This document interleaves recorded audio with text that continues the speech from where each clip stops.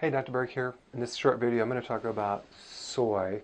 There's a lot of confusion. It's been marketed as a health food, but is it really healthy? There's two basic types of soy. One is fermented soy.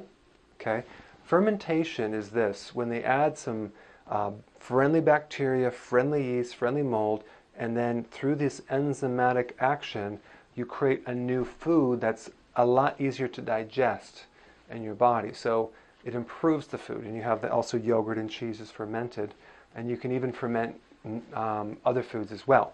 But when you ferment soy in tofu, tempeh, miso, or soy sauce, these are the foods that the Chinese have been consuming for a few thousand years. Okay, so they've proven that they're acceptable to consume, and the Chinese basically consume them in a lot smaller amounts than Americans.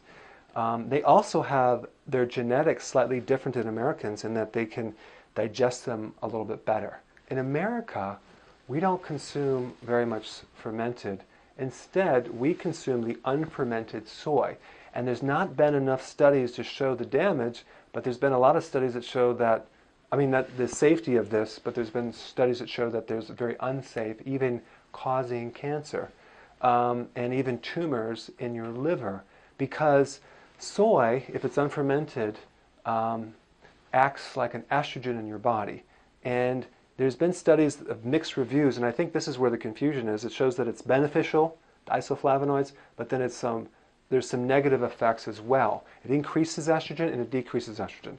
So if it decreases estrogen and also increases other types of estrogen because there's different kinds, then I would avoid it if I were you, because I've seen a lot of bad things. Plus the fact that it's not fermented, that means that most of the time, 91% of the time, it's genetically modified without being labeled.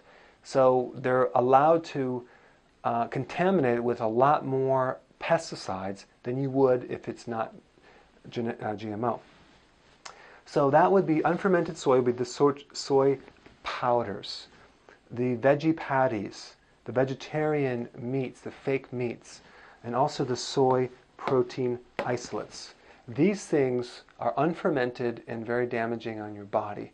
So you want to be able to differentiate the two. And where do you find these things? They're in baby food, which is a huge bad experiment they're going on kids because of all this spike in estrogen. And estrogen can affect you at the DNA level. It makes things get bigger. It can create tumors and fibroids and cysts and all those things. But it's also in all the diet foods. Many of the main diets out there that offer prepackaged foods use this soy powder or soy protein isolates as their main protein because it's very high in protein, low in carb, but it comes with a package. It's very inexpensive protein. As far as my opinion goes, I would stay away from it. It's also in all those little bars that you get, the protein bars, which is basically soy and maybe some sugar in there. So you have that, and you have the prepackaged foods, and you have all the different shakes and the baby food, and the vegetarian meats and things, and the soy milk. All those things are unfermented.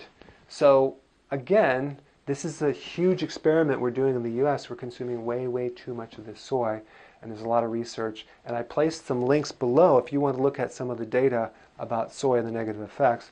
So it's okay to have fermented soy in small amounts, but I would recommend not doing these simply because the research isn't complete yet and there's too many negative effects on the unfermented soy products.